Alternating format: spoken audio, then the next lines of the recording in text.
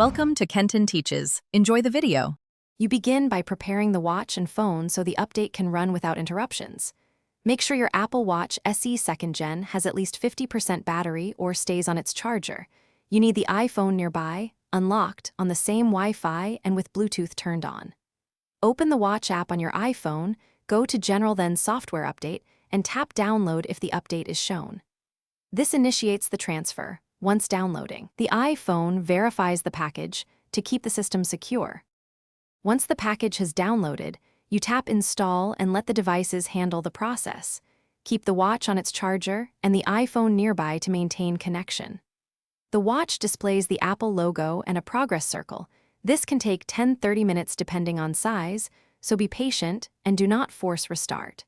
Because updates alter system files, the iPhone may prompt you for your Apple ID or passcode. Enter it when requested to authorize the install and ensure the update completes smoothly. When the watch reboots, check the Watch app under General right arrow about to confirm the new Watch OS version. Make sure apps and settings behave normally.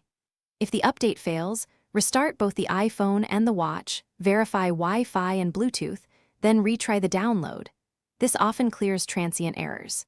If problems persist, unpairing and repairing the watch creates a fresh backup restore point and resolves deeper software conflicts. Only perform that step if simpler restarts don't fix the issue.